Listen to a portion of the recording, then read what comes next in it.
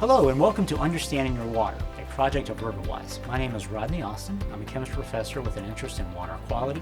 I hope to help you learn more about your water quality through a series of videos.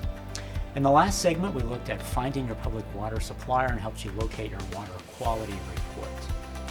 Today, what we're going to do is three things. Number one, we're going to help you look at the parts of your consumer confidence report, what parts are there. Look at the critical definitions that are in that report. And number three, to investigate the data tables that you find there.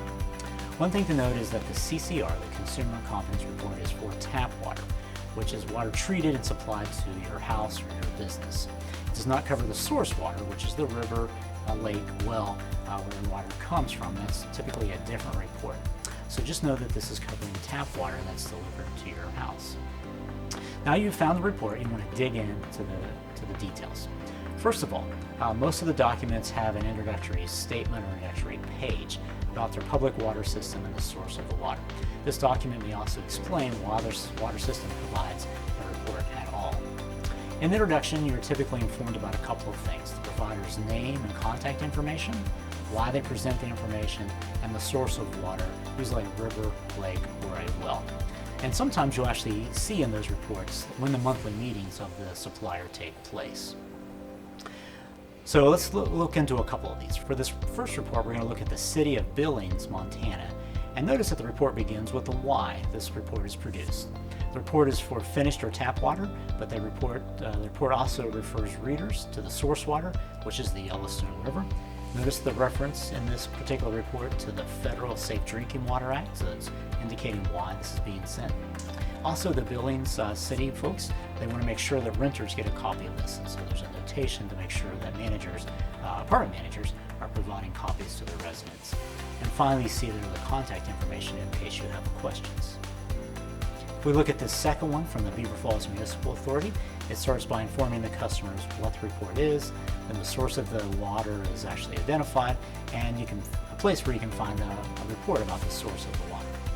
If you scroll down a little bit further on that report, you'll see that there's the Safe Drinking Water Act is referenced there, and there's a little guidance to some of the data that's in the report that's upcoming the data tables. And effectively what this reference is that some analytes that we test for, some contaminants, such as lead and copper, don't change very much over time, and so they're really low amounts, and so these only need to be reported every 1 or 2 or 3 years. All right, so after this introductory statement, second, we have some definitions. All right, so the first set of definitions that you see here are for the units that are used in the report. For most contaminants like lead and copper, they're present in very low amounts. By the way, you might say, why are they present at all? And so it's a good question. We would like to have them zero amount. However, because water flows through lines and it comes into contact with metal, there are some small amounts of these that are present, and these low amounts typically do not represent a health effect. And I should also point out that bottled water and spring water can also contain low levels of contaminants, but again, they're generally very low levels and do not have a health effect to them. Right, the reports, the units that we use are really low, and so we start to give some definitions of those units. They're typically parts per million and parts per billion. These are the values that are used. So what is a part per million? Just a very brief definition. If we have, for instance, 1 atom of copper, and that's present in a total of 1 million other parts of other things, mostly water, then that's really what a part per million is. For scale, this 1 part per million is equivalent to 1 penny compared to $10,000. So 1 penny compared to $10,000. Another way to think about it is imagine 1 ounce compared to 7,812 gallons of water. So say 1 ounce of red dye compared to, and you dilute that in, 7,812 gallons of water. Right, so the disparity is really quite large. The main point is that 1 part per million is really small. And it sort of goes without saying that 1 part per billion is an even smaller amount. All right, so 1 part per billion would be like 1 penny compared to $10 million. All right, so really small amounts. So after those definitions of units, there are usually a few definitions that US EPA and water professionals use. The first one is action level. And this is the point where if you have a particular contaminant in the water, above that action level is where there needs to be some remediation or some action taken by the water supplier to reduce that contaminant. All right, so it's known as action level. Besides the action level, there's actually the maximum contaminant level, MCL, and this is the highest level that a substance can be present and be safe. All right, and so this level has been based on testing and historical data to show that it can be present up to this level and there's no significant impacts on health. Besides the maximum contaminant level, there's something that's similar but different, and that's the maximum contaminant level goal. And so then there's a general goal that we want a supplier should keep this level of contaminant below this particular level, and so then there's no known health effects below this. Again, this level is based on data, historical data from testing, and look at health effects when it's present in other places. So let's take a look at a couple of data tables. So here's a typical data entry from a report. This section is from a data table from the Beaver Falls Municipal Authority report. Notice that it's entitled Inorganic, Synthetic, and Volatile Organic Compounds.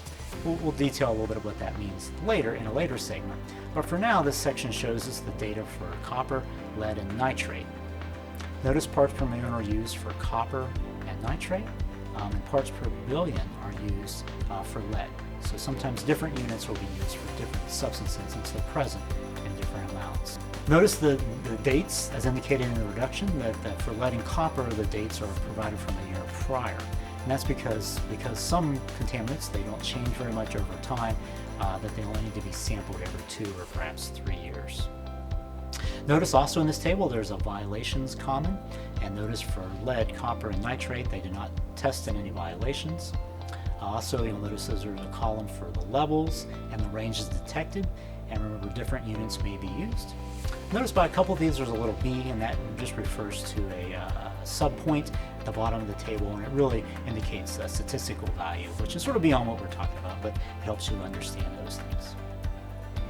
So finally, there's the maximum contaminant level goal value that's set by the EPA, and again these values indicate that concentration below this value, there's no significant impacts on health. Notice also the MCL gives an action level, and so we see that. And again, the very good news is for these tables that these values are all well below the action level and the goal level, and so really low contaminants, and so this is good news because they're not present in really high amounts.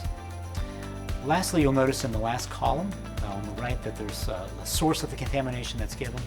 In the case of lead and copper, those are usually pipes that are in houses, older houses. It could potentially be the water service, but for most places it's houses. And notice for nitrate that the source of it is really soil runoff and environmental runoff from yards. So we've looked through a couple of data tables and a little bit of a general CCR report, thought about the parts of those. In the next segment, we'll dig more fully into data from the report. So we'll see you next time.